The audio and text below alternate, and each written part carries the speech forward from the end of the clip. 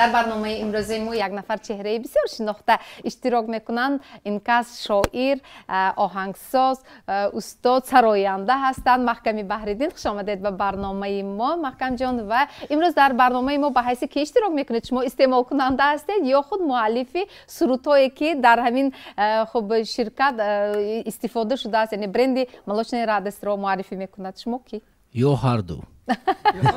خیلی دوام دید برای من هم استعمال کننده هستم و هم با همین شرکت تا چند سال است که همکاری دارم. ما ملت تاجیک، ما ملت فرهنگی هستیم. ما همین خوردن هم با سرود، با شعر. وقتی که ما میخوریم که یگان سرودی نغز باشد، بی سرود و بی شعر یگان چیز ما حیات ما تصور کرده نمیتونیم. خودتون پیش از ایجاد همون شعرهایی که در موضوع همین محصولات‌های ملوچنی رادس یا افضلی سوخت ایجاد کردید، پیش از قبل از ایجاد این شعر وقتی تا آمدن الهامتون محصولات شرکت رو اول استعمال کرده بعد نوشتید؟ خودتون مزهش میدونید؟ البته من مهمان شده میرم همین شرکت به میرم، میگویم با من میگن که ما چیکار کنیم که شما همین درباره همین نامهای همین محصولات ها شما معلومات داشته باشید و همین شعر نویسید. ما همین آهنگ بسته همین شعرهای وقتی رکلام و پیشکشی هواداران کنیم. من میگم که از همه محصولات ها پیش من بیارید. میبیارن، اینا بسیار مهمان نواز هستند.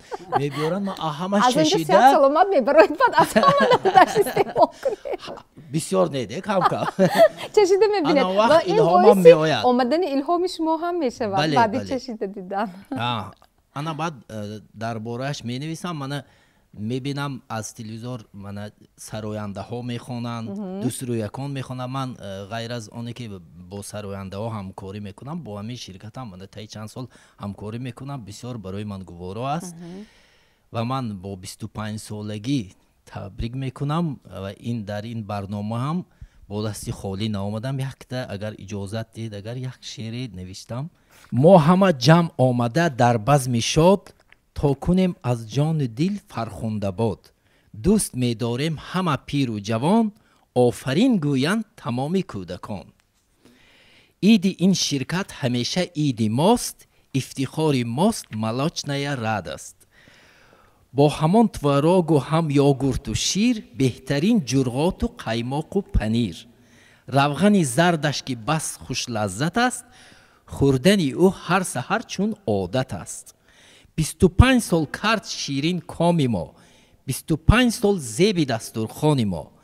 در دل و در دیده ما جا شده، باز هم خوش لذت و اعلا شده. با ملوچنی رادس بودیم همه، با ملوچنی رادس مانیم همه. سلامت باشید، تشکر.